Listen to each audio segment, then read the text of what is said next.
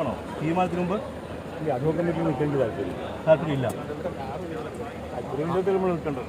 ആരാണ് ഈ പ്രശ്നം ഉണ്ടാക്കുന്നത്? അയ്യോ അങ്ങനെയൊന്നും പറയാൻ പറ്റില്ല. പ്രശ്നങ്ങൾ ഒരുപാട് ഉണ്ടല്ലോ.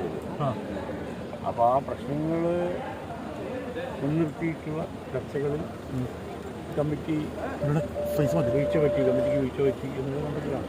കമ്മിറ്റിക്ക് വീഴ്ച പറ്റി, നിലവിലെ കമ്മിറ്റി പറ്റിയെന്ന് ജനറൽ ബോഡി പറയുന്നു. അതായത് ഈ വാർഷിക കണക്കും റിപ്പോർട്ടും അംഗീകരിച്ചില്ല. റിപ്പോർട്ടും അംഗീകരിക്കാൻ പറ്റി. 45 ദിവസം കഴിഞ്ഞ് ഈ റിപ്പോർട്ടും കണക്കാവില്ല. പക്ഷേ നിലവിൽ കമ്മിറ്റി രാജിവെച്ചില്ല. അപ്പോൾ ആരും അല്ല, അതിപ്പോൾ അഡ്വോക്കറ്റ് കമ്മിറ്റി അപ്പോൾ എന്തായാലും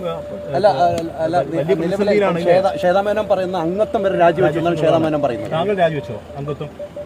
വരെ രാജിവെക്കുന്നത് ശ്വേതാമേനോൻ അങ്ങനെയാണ് പറഞ്ഞത്. ശ്വേതാമേനോൻ പറഞ്ഞ ശ്വേതാമേനോട് ചോദിച്ചാൽ മതി. അവരംഗത്വം രാജിവെച്ചു എന്ന് പറഞ്ഞെങ്കിലും പിന്നീട് അത് മാറ്റിയെന്ന് എനിക്ക് തോന്നുന്നു. ഇല്ല, ഞങ്ങൾ രാജിവെച്ചെന്നാണ്. ആണോ? അതുകൊണ്ട് ഞാൻ പലതും തുറന്നു പറയുമെന്ന് പറയുന്നു. അപ്പോൾ അവർ പലതും തുറന്നു പറയുമ്പോൾ നിങ്ങൾക്ക് നല്ല സ്കോപ്പാണ്.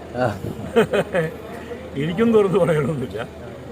അപ്പം അവർ രാജിവെക്കാൻ തീരുമാനിച്ച സ്ഥിതിക്ക് അംഗങ്ങൾ ഞങ്ങൾ എല്ലാവരും അവരോട് സോളിഡാരിറ്റി പ്രഖ്യാപിച്ച് രാജിവെക്കും. അങ്ങനെ രാജിവെച്ചു.